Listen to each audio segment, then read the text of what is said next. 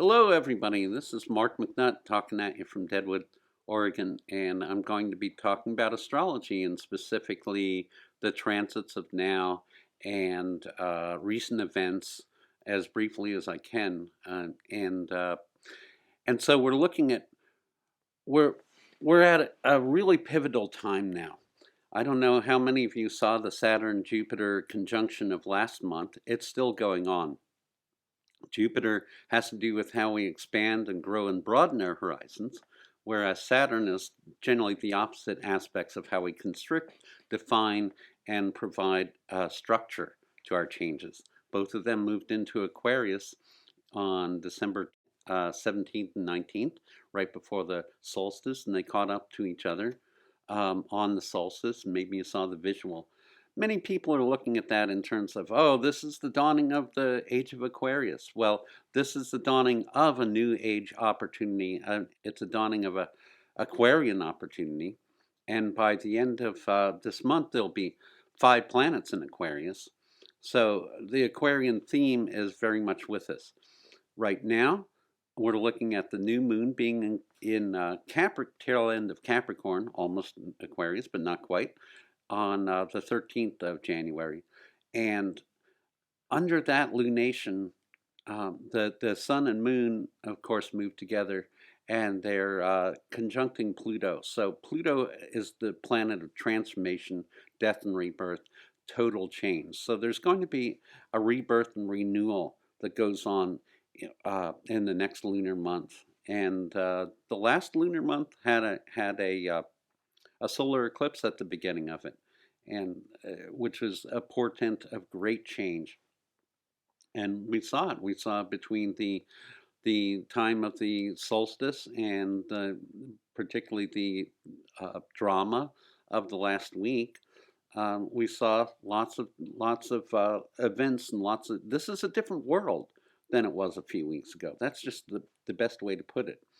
Now, one of the things I've been, of course, people want me to comment on what happened on Wednesday eh, politically and in terms of, the aggression, the power, and the movement. Um, I have to back up a minute and talk about tribes. Tribes are people, even if we're stuck at home and in our own insulated world, we tend to be tribal and we tend to bond with, ones that we agree with or ones that uh, our bloodlines are emotionally connected with. And this is very typical, very, very human. Um, there's a couple of ways to look at how we bond, which we haven't been able to in the last year because of the pandemic. One is I think about music and art and so forth, and many people are nourished by by sound, by sight, by smell. We haven't had the smells of the restaurants and the food and the fresh food, and we haven't been able to, people like me that love to play music, we haven't been able to get together and play or perform. Um, and music and art and things like that, that's how we kind of recognize ways of coming together and even being in a restaurant or whatever. We're all one team at that point.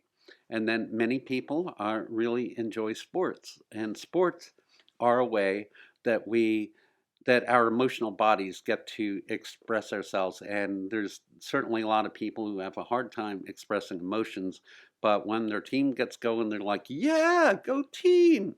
And the challenge with that is that team sports are binary. That they're one some team aggresses with another team for an outcome, and the winner wins.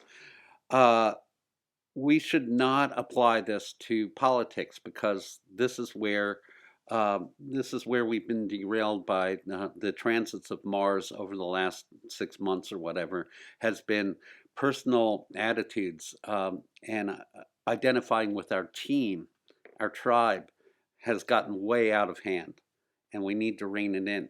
So last Wednesday, um, Mars finally moved into a new sign, finally got was at the tail end of its shadow energy, Mars moving into Taurus for the next 2 months.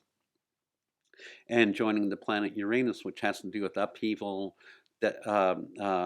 dramatic changes, suddenly things coming out of the blue, and so forth. Uh, and so, so the combination is that in the next in the last few weeks, we've seen discord coming to a head. Jupiter moving into Aquarius is the potential for embracing a new truth and embracing a way to expand on uh, a vision that will take place over this coming year. Saturn moving into Aquarius is also a new lease on life that goes on for the next 2.5 years. And so these are very significant changes, very important. So at the new moon, we can expect the next shoe to drop. I'm a little bit concerned about between now, today being January 10th, and the end of the month. Because there's really a lot of potential for the Sun and Moon conjunct Pluto to be a time of negative transformation or a time of like coming apart at the seams. And the solution to that is that we need to recognize that we're all one team and that we're playing a song together. And we need to find the cooperation and find the braiding together that makes our efforts more unified and more whole together. So, uh, over the next month, we're going to see, we're starting with 3 planets in Aquarius, we're going to go to 5. Uh, and Mercury, Saturn, Jupiter, they're all conjunct right now. So, this is the time for dialogue, this is the time for communication, and it's a time to network a new creative paradigm, either as yourself and your own brilliant ideas or as part of a team. But we're all on one team. There is no them, it's all us. And, uh, and we need to go to a bigger place of seeing that, which hopefully Jupiter in Aquarius gives us that opportunity as well. Now, there'll be an inauguration on January 20th, and January 20th every year, the inauguration is always on January 20th, or the State of the Union address, always January 20th in the States. And that's also the Capricorn Aquarius cusp, the time when we shift from Capricorn, which is structure and government and definition and form, into Aquarius, which is people and ideals. And on January 20th, that's going to kind of seal in a lot of these changes that we're going through right now. And we don't want to get very political here. We just want to acknowledge the politics that's behind things. So, do I think the divisions are going to go away? Not as long as we identify as being a different tribe than someone else. We need to be one tribe. We need to be one jam session. We need to be making a common song, even if we're singing different harmonies with it. And what else I would say to that? Well, this could be a really long conversation if I wanted it to be. But briefly, Neptune is Neptune is in Pisces, and Neptune has to do with belief and has to do with, if we believe something strong enough, then reality follows. And this is actually more true than logical minds can grasp, because we're not in control, our emotions are in control.